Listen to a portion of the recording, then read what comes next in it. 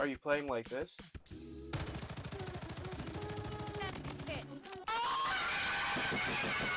And you want to hit your shots like this?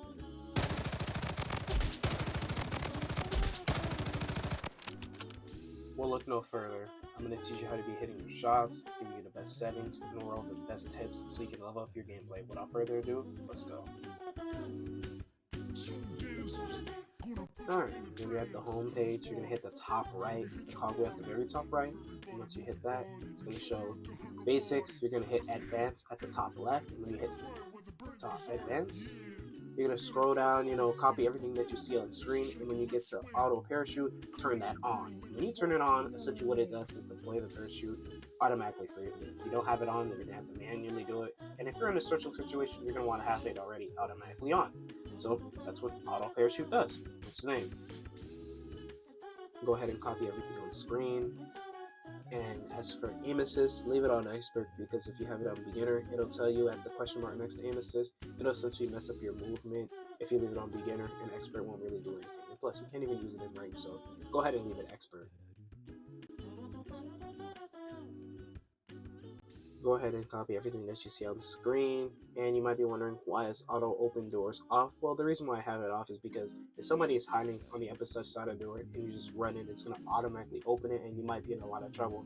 You may not want to scale the building, but not want to open the door. So that's why I keep it off. And at the end of the day, you can always slide into the door and automatically open it like that, or run into the door. I'm pretty sure, not sure, but yeah, I just keep it off for elements of surprise, just in case somebody's in there. May want to time him out and get a nice one pump.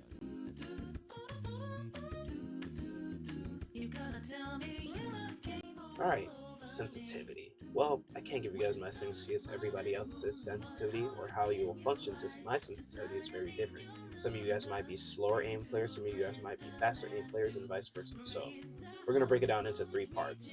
We're going to do the 180 test or 360 test. We're going to do the tracking test, and we're going to do the flicking test. So let's go ahead and do the 180 test.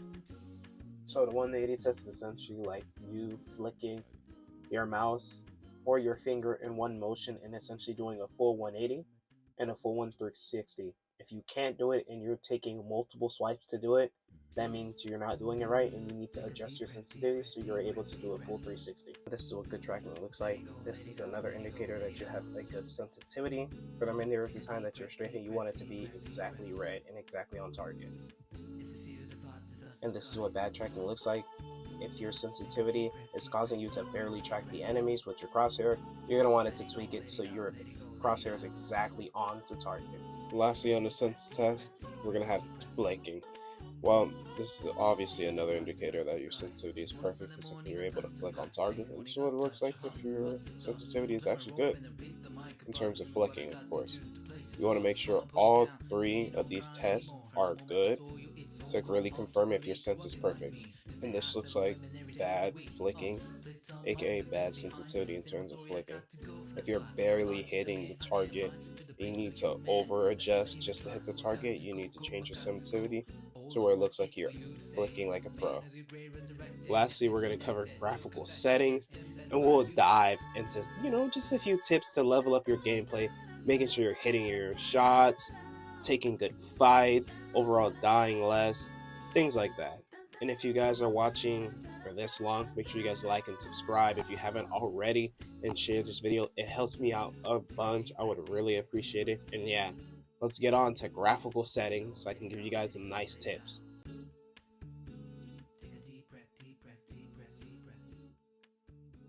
Your graphical settings, go ahead and copy everything you see on the screen. And FOV, the reason why I have it in middle, you don't want it too high or too low, so that you can see everything around you and make it easier to aim for you.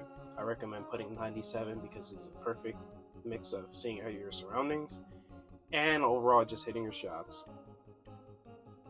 The next thing of graphical settings we're going to be tackling is the different styles of FOV, such as associated and independent.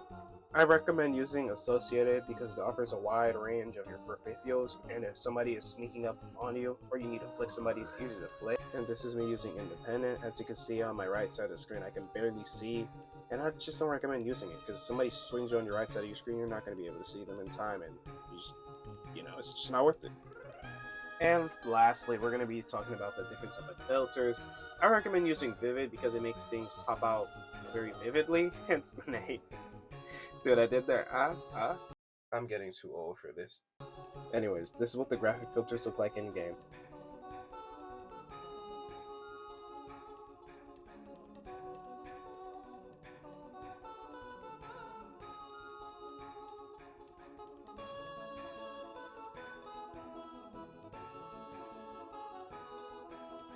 If you guys applied all those settings, you see exponential growth in your matchmaking and your consistency in your aim. Without further ado, let me give you guys 2 tips, just only 2 tips. Just the overall, just make sure you're consistent and you're not tilted. As you can see, I have tons of friends. Some from the official Discord, some from my clan's Discord, and some from just playing the game. Make sure you have a bunch of friends to play with so you guys can form strategies and overall just communication. It just helps you from stopping tilting.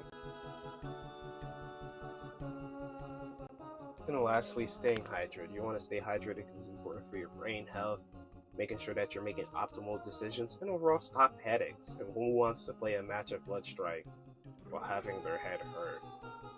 If you watch the video to the beginning and to the end, make sure to comment Aki rules in the comment section. And yeah, if you apply everything that I told you today in this video, you'll become top 1%, possibly on the leaderboards. Anyways, I love you guys. Aki signing out.